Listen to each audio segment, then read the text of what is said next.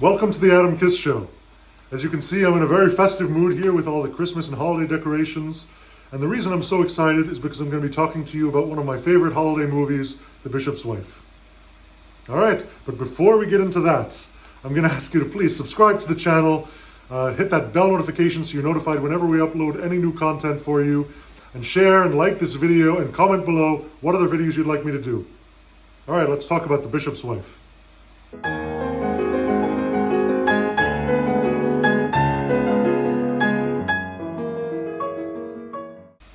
So The Bishop's Wife, starring Cary Grant, David Niven, and Loretta Young. It's a holiday classic. It's always been one of my favorite Christmas movies. And for the reason that it simply has a magical feel to it. It's perhaps not the greatest movie ever made. It's not the worst movie ever made.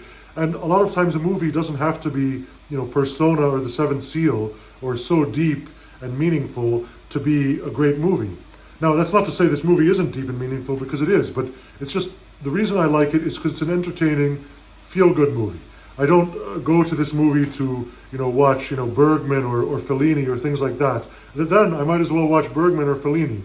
But this, again, it's a simple movie. It's just a good movie, and I think that is really great. I mean, a lot of times people look down on movies like that can be just entertaining and that maybe have a message but are kind of a little bit lighter. And this movie might fall into that category.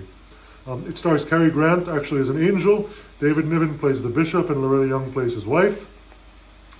Hence the title, The Bishop's Wife. But the whole point of the movie, going over it in broad strokes, is that David Niven, he's married to Loretta Young. He's a bishop. He's very ambitious. He's kind of very focused on work. And that in his prayers for guidance, the angel comes to him and ends up giving him more than he bargained for. And again, that's the story in a nutshell. I don't want to go into too many details or spoilers here on this channel, but essentially that's what it boils down to. And it's really just a great classic holiday movie. The Cary Grant character ends up getting very close to the Loretta Young character. There's a lot of tension there. Let's put it that way, in terms of what's going to happen, how it's going to end, which is great. And again, there's a lot of great supporting cast in that movie as well. It's really just overall a very cheerful movie. Interestingly enough, Cary Grant was originally scheduled to play the bishop, but he ended up wanting to switch parts to the angel, and then David Niven was cast as the bishop, and he actually didn't really want to play that part because it was kind of not the most sympathetic part, certainly in the beginning part of the story. I mean, essentially he has the most character growth in the movie, but he's not the most sympathetic at the beginning, so he necessarily didn't want to play, and he was kind of strong-armed into playing the part, being under contract with the studio, which is interesting. Cary Grant gives a perfect performance here as the angel. An interesting tidbit, actually, is that Warren Beatty wanted Cary Grant to play the angel, Mr. Jordan, in his remake of Here Comes Mr. Jordan, titled Heaven Can Wait.